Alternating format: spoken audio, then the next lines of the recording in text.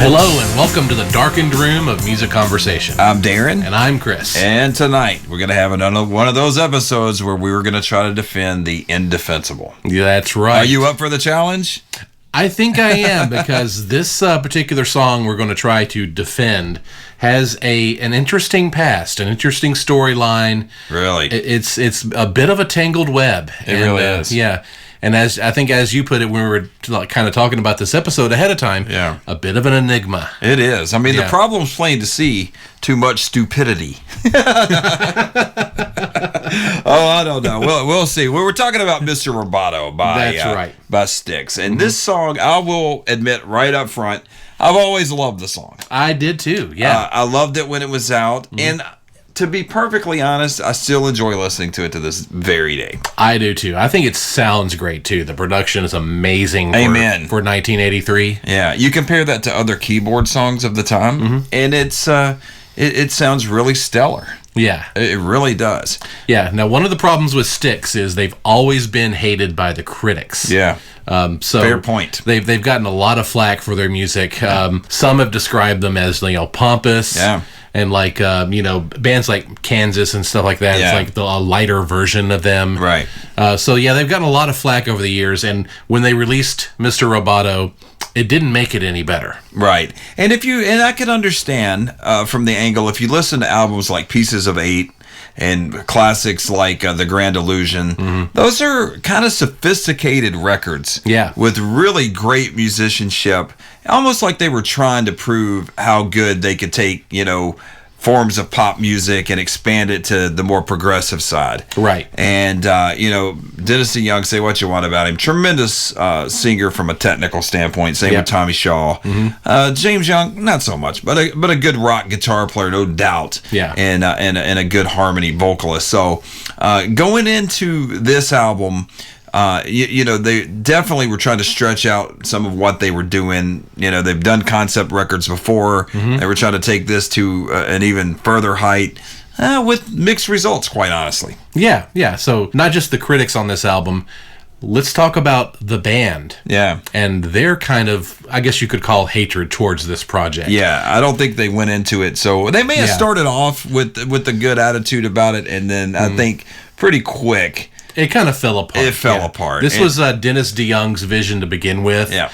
And from stuff that I've read online, it seemed like he kind of manipulated the band into going forward with it, even though the more they got into it, the more like, I don't know. Right. And I think, too, he was very much in control at that point, and he wanted to remain in control. And they were starting to put up a little resistance. Tommy Shaw had some major hits. I mean, you look back, and we looked this up on Spotify. Yeah. Their most popular song is Renegade, which is a Tommy song. That's right, yeah. Blue Collar Man, Too Much Time on My Hands. These are all Tommy Shaw songs. So, So Tommy had some weight to bring to the party, and I don't think they were enjoying being pushed around by Dennis DeYoung at that point. And I think it kind of became that. Right. Yeah, and this would eventually lead, to the band's demise. Yeah. As you'd always known it through the 70s. Right, and we say all of that as a backdrop going into this song, because like Chris said, it's a very tangled web. It is. Styx, like I said, started off as a hard rocking Chicago-based band, almost heavy metal, early forms of heavy metal. You heard Zeppelin influences in their early music. Yeah. And as they went, they got a little bit more mainstream. The songs like Lady and stuff like that. Yeah. And Come Sail Away, of course, just monumental songs. Right. But by the time this album came out, we're talking 1983. That's right. The scope of music had changed. And where did Styx fit in? Now, I know this for sure. In 1981, they had won a Gallup poll as America's most popular rock and roll band. So there you go. So this was a very popular band. We had also mentioned in our previous discussion regarding Styx, and I guess we can bring it up now. Other bands, you mentioned Kansas. I think that's very applicable. Kansas and REO Speedwagon and Journey. A lot of these bands, they musically tried to diversify, but their idea of being diversified was doing ballads, doing power ballads. Right, and lightening up their sound. Yeah. Correct. And Styx had done that as well. Mr. Roboto is a whole different thing. Yeah. Yeah, this was a totally experimental direction for them to go. They were trying something new. MTV was such a big thing. New wave was coming across the pond. Synth pop. I wouldn't say they were trying to fit in, but they were trying to experiment with their own sound, incorporate that into it. And with a modern vision. Yeah, exactly right. Yeah. And you could hear elements of craft work in Mr. Roboto. Totally, yeah. We're going to start off by talking about all the things that people say about the song in a critical sense. And boy, there are many. Indeed, yeah. It's a long list. Yeah, first of all, the actual concept to not just the song, but the whole album, Kilroy, was here. A lot of people are really confused. Yeah. What's the story about? And it's like the lyrics to the song. Really don't help you out. They really don't. Yeah. And from what I understand, it's a rock and roll musician who's been jailed during a post-apocalyptic time. Rock and roll's been banned by Mr. Righteous, I think, is the new leader. Who's like a preacher. Yeah, exactly. And politician / politician. The robots are the guards in this prison.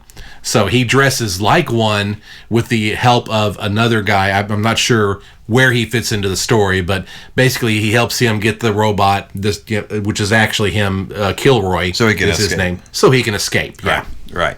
So that's woo. I'm confused already. Yeah. Now you take that story and you read the lyrics. It's kind of hard to fit it in. Exactly. It's confusing. Exactly. And then the lyrics themselves are kind of goofy. I mean, let's just be honest here. They are, yeah. It's almost like childlike. And there's nothing worse than when somebody is trying to come across with a song that's very complex and complicated, and you know that's the mission. Yeah. But damn, it sounds goofy. Yeah. And that's kind of what this song does. It kind of has that kind of feel to me. Even as a young child, I thought, man, they're really trying hard to be serious on this. You know? Yeah. I knew, even in my little 12-year-old brain, or however old I was, that I was pretty familiar with Styx, and I liked the band quite a bit. So I knew who they were when they released this song. Yeah, totally. And I'm like, that's different for them. That's really different. Yeah. You know. Yeah, I was like a year younger than you, so I wasn't quite picking up on that myself. I mean, I remember hearing Too Much Time on My Hands on one of Mom's K-Tel cassettes. Great song. Yeah, so I knew Styx, and because I had heard Too Much Time on My Hands, that was kind of you could translate that into a new wave song easily. Completely. All the keyboards in that. Yep. Yeah, it's like it flowed. It seemed to flow naturally in there, Mr. Roboto, for me. Yeah, and Styx in general, they would kind of. We talked about this on the Rush episode with Matt Dice. Rush would kind of give a nod to whatever's going on musically at the time, and just kind of do it their way. And I think Styx was kind of doing that as well. I think you're right on that. All through the 70s and into the 80s. But I think that with Mr. Roboto and the Kilroy was here in general, I think that one of the missions was to modernize and try to fit into the landscape of the early 80s. Yeah, and critics didn't take well to it at all. They didn't, but critics didn't like Styx to begin with. You made true. that point. That is very true. Yeah, so I don't think they were going to like it if they made the next Led Zeppelin 4. They would have found something wrong with it. Right. And the band members were really hating it. This pretty much broke up the band. Yeah, it did. Dennis DeYoung tells a slightly different story, but they all do, and depending on what decade it is, they've said so many things regarding this. It's as confusing as the song. Go Google this and try to find all the different band members telling the story of what broke the band up, and you'll still be confused. Right. Dennis DeYoung, of course, never takes blame for anything. Right. So and I love Dennis DeYoung. I think it's a tragedy that there's Styx without him, to be perfectly honest. But having said that, it does seem like the guy is a little...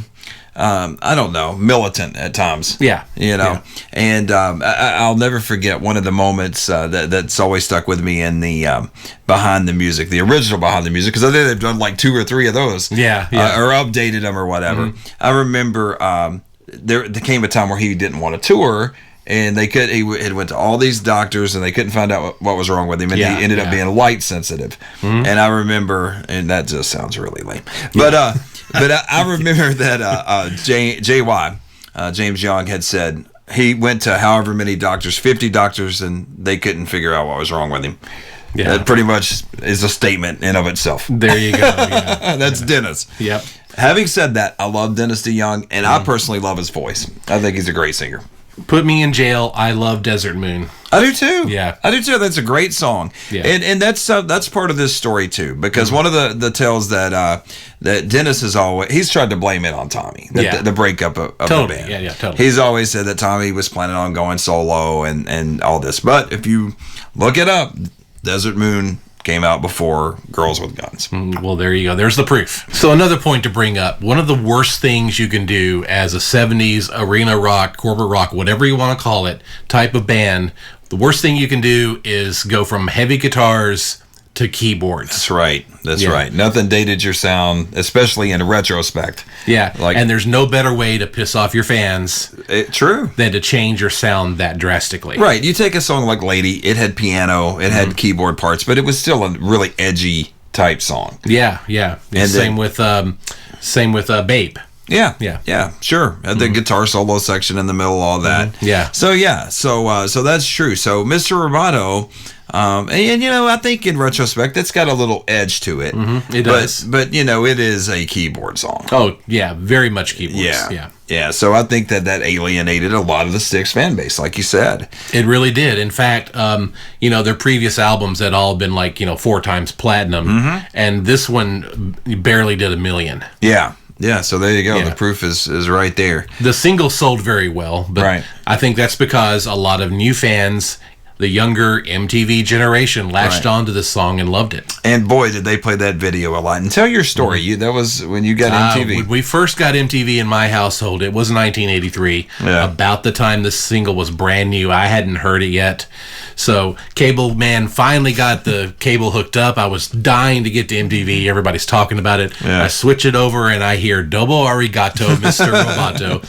The robots were doing their dance, and my mother was like, "What in the world is this?" and then didn't you tell me at one point that she banned your brother from watching it? Oh, yeah. That was because of the George Michael I Want Your Sex video. Oh, really? Yeah. Okay. Yeah. So that was that era. Well, just so you know, the band is over. You can watch MTV.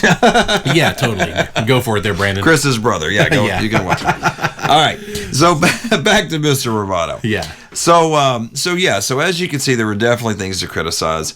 The keyboard, the over-heavy synthesizer use, the kind of, fuzzy concept, the lame lyrics.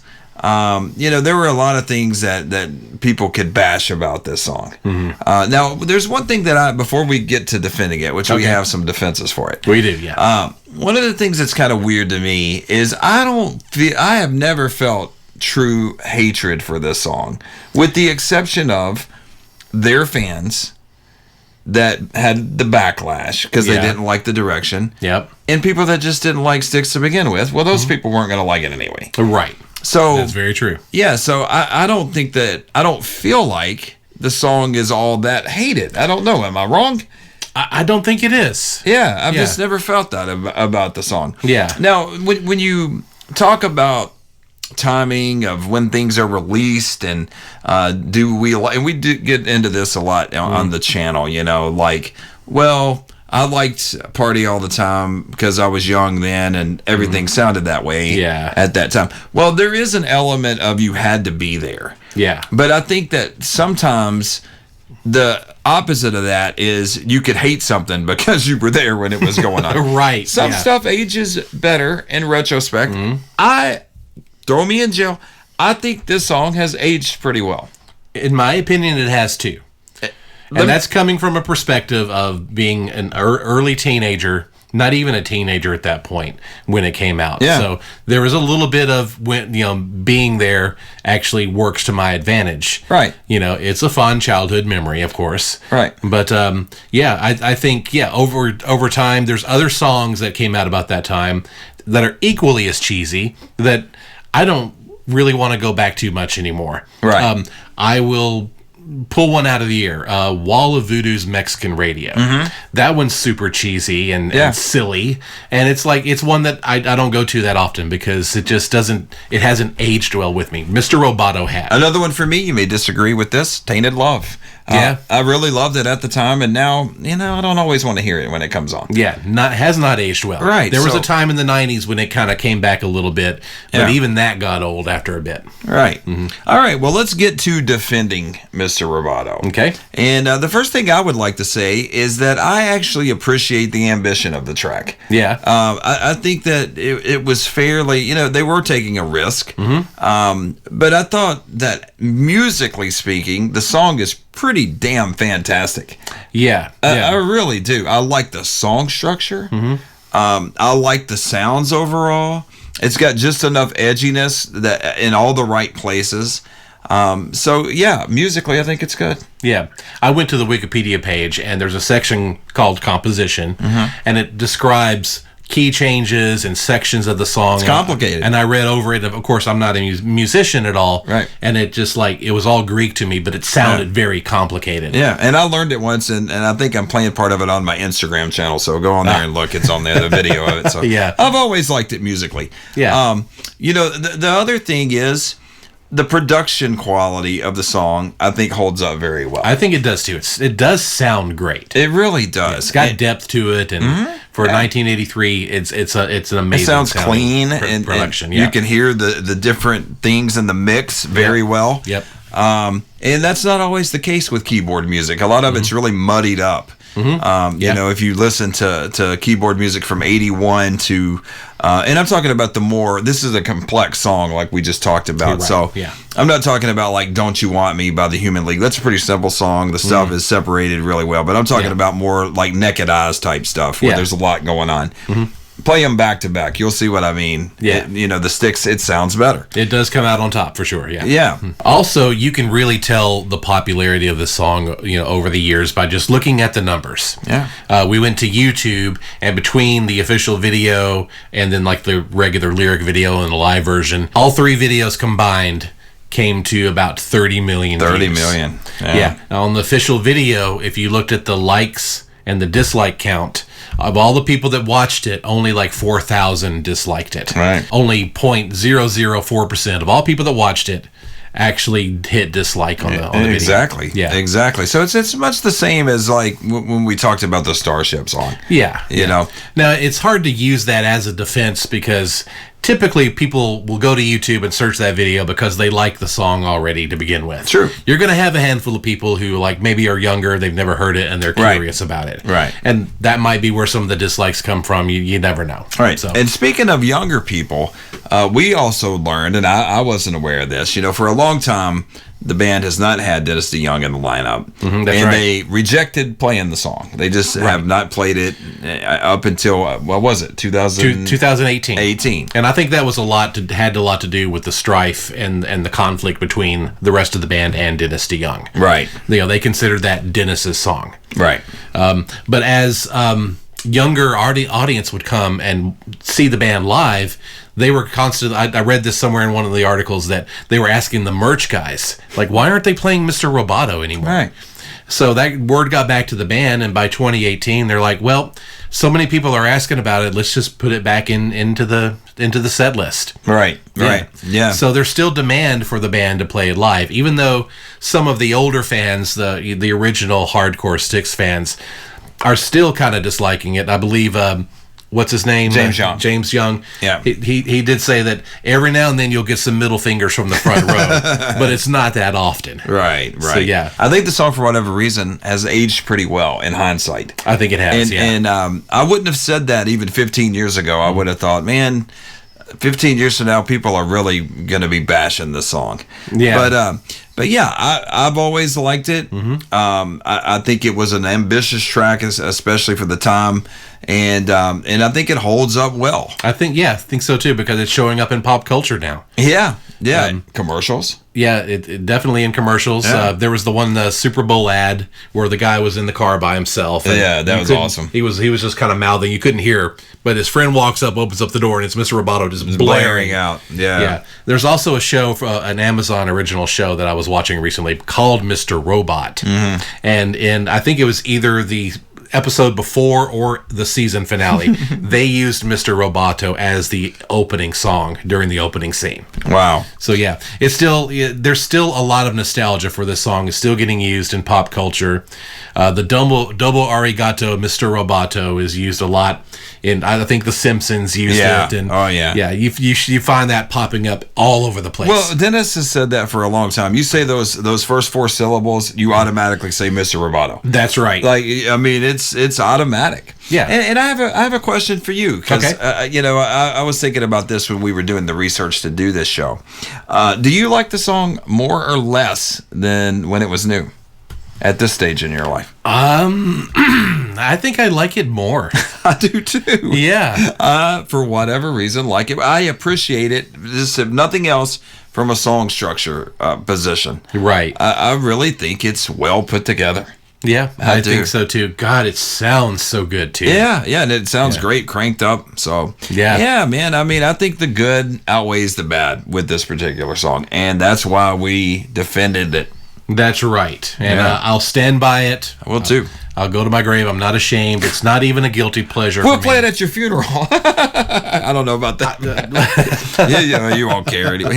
You wouldn't care. Just put it in my slideshow. How about that? All right, we could do that. Okay, well, so there you go. What do you think? Drop it in the comments. This might be a polarizing subject, might not be. I don't know. Yeah. If you've got an opinion, drop it in the comments. And if you liked what you saw here, click the like button, of course, not the bucket. Not the bucket. Don't kick the bucket. Don't kick the bucket.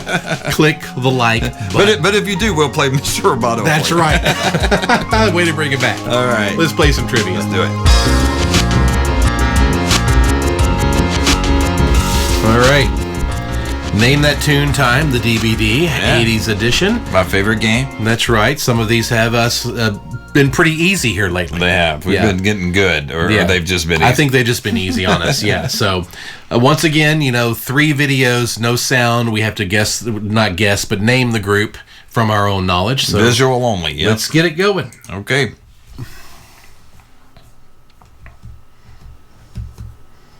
Well, that's Cyndi Cyndi Lauper, yeah. Okay. I don't think we've seen this one yet, have we? No, we have not. Girls Just Want to Have Fun. I mean, this is about as easy as it gets right here. Yeah. I mean, an iconic video from 1980s video, yeah. From an iconic 80s artist. There you go. I mean, she was on We Are the World, so there you go. That's true. She solo was. slide, yeah. She even broke into the wrestling world there for a while. She sure did. Yeah. All right, round 2. Here we go. See how we do.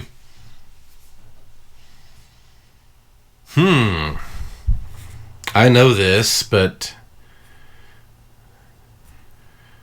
oh wow, I'm stumped. He kind of looks like Steve Winwood, but I don't think that's Steve Winwood. I don't think so. No, that's not Steve it's Winwood. not Steve Winwood.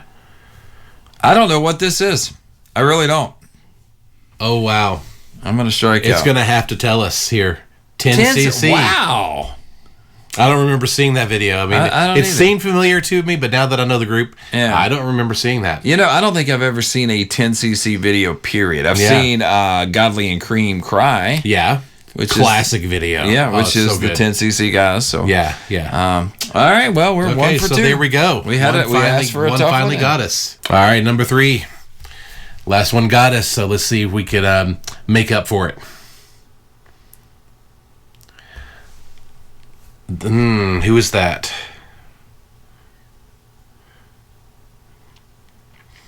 I wanted to say that looked like Duran Duran. Yeah, or the Aha guys or something like that. But Yeah. I'm not familiar. I don't know. This is a tough one. Yeah, it is. It was Duran Duran. All right, well, I'm going to give you credit for that. Okay, all right. We're gonna say that we got that one right. Yeah, I guess so. I don't know what song that was, though. It's probably a video by them that I just never saw. So It didn't look familiar to me. yeah. So okay. Well, there we go. Okay, so we got. I will call that 1.5. All right, Yeah, there we go. 1.5. I guess that'll do it then, guys. We'll be back again with another episode very soon. So All right. take care. See you.